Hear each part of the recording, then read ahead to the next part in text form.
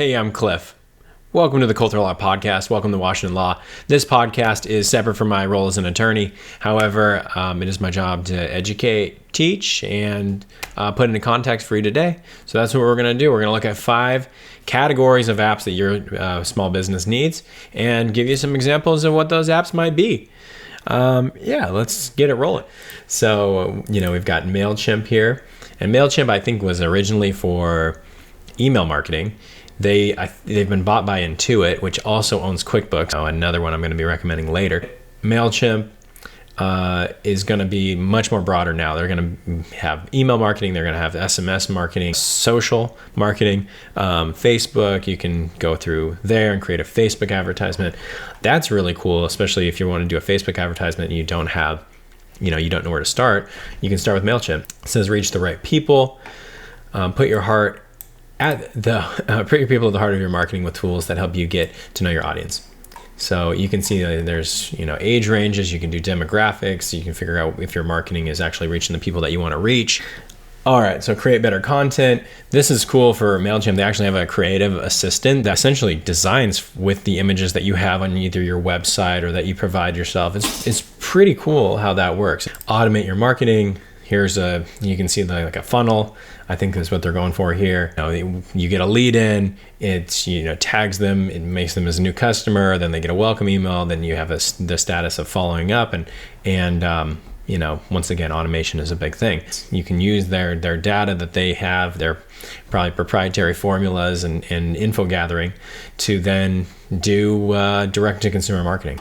I don't know if that's the right term, but I'm going with it. So you can connect it once again. You can integrate it with, looks like WooCommerce. I think that might be BigCommerce, Shopify, Magneto. Right, so now getting to Podium. Podium, it says a better way to grow your local business. When you use the SMS marketing through Podium, they're saying that they get a less than 1 second response time, which is incredible. That just shows how attached to our cell phones everybody is. 45% net profit increase when you're doing this direct to cell phone marketing, and then generate 80,000 generated with single text campaign. Single text campaign, $80,000. That's a pretty good one. I don't know what these businesses are. Oh, it looks like a spa, pest control, power forward. As you can see, they're saying SMS marketing works. So growth, communication payments. You can get reviews, you can do chat. As you can see in their chat through Podium, it is, enter your information and we'll send you a text.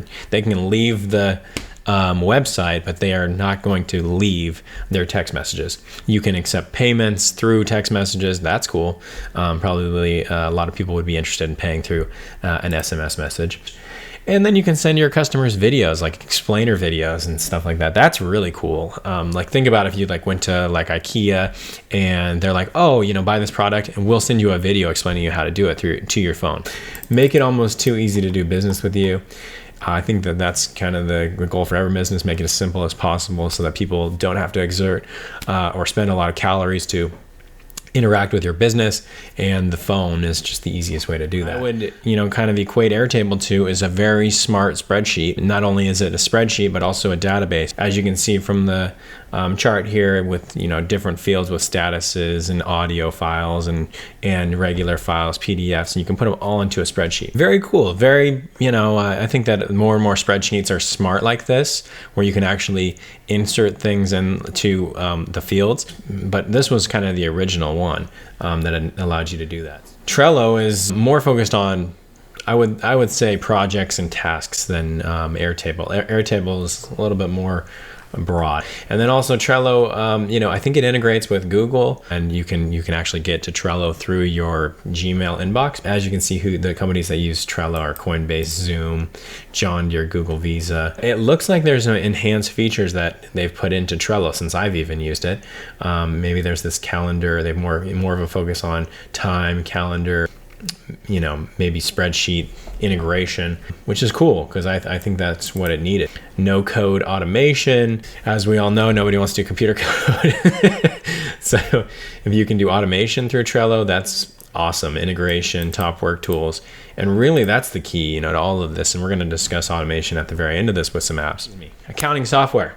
Accounting software is going to be critical for your business. QuickBooks is the first one that we're going to look at. Tools to help your business thrive. That starts with accounting. So they're going to auto track the income, accept credit cards, ACH, and always know where you stand. That third one is a little ambiguous, but I'm guessing they mean where you stand financially with your business. They also do payroll, payments, obviously, live bookkeeping, manage expenses for freelancers. So they'll connect you with accountants that you're not even doing your bookkeeping. You're doing it online through Quickbooks, which I would highly recommend. To offload that and just being able to focus on the other aspects that we've mentioned, the project management, the things that you're good at, the designing of your product and your business, is going to a lot of times, be very beneficial to offload. Yeah, and if you can see from the little graphic here, there's cash flow, expenses, profit and losses, sales, bank accounts, invoice. But it is cool. So they're really saying, like, we have reports for you. Take a look at your expenses, take a look at your cash flow report, and we'll let you know where your business is growing and where it maybe need to pick up a little bit. Maybe you do, personal expenses in a different app, business expenses in another app. That's, I think, a way that makes sense. So maybe you use the company expenses you do through QuickBooks, but your personal expenses and the reimbursements you keep track of in a different app. It's something you're just gonna have to figure out as you go. But that's a good way to think of all of these apps, is if you keep things separate into different departments or different applications, it's gonna be a lot easier for you to keep track of. You probably will integrate things and not even know it. And the one integration that you do might be the thing that really makes your business separate and competitive over all the other businesses. Expensify, no, expenses, if you don't want QuickBooks, you have things like Expensify. Expensify's website is very simple. It's just one page, corporate cards, reimbursements, receipt scanning, all free, one app. And so, yeah, you can connect through your email. I don't know why it says how you would like to connect, because I think it wants you to sign up. Oh, request a setup call. Google, you can sign up through Google and Apple. So that's the cool thing about Expensify, is it's just really easy to connect through Google or Apple. All right, so what if we want to integrate all of the apps? You get the apps to talk to each other, and makes all the magic happen in your business. But you will potentially have to pay for Zapier if you go through the pricing here. You can try it for free, but it looks like you get 100 tasks per month. Now that's quite a bit, but it's only 5 zaps. And what the zaps are is 5 essentially automation projects. So it's like, if you want to connect your Google Word document to your Google spreadsheet, that's going to be 1 zap. Then if you want to do some different integration, you're going to have to do another zap. So you get 5 of those, and that's not a lot. So you're probably going to have to bump it up to $20 a month to get 20 zaps. 20 might take care of it. 5 zaps might even take care of it, depending on your business.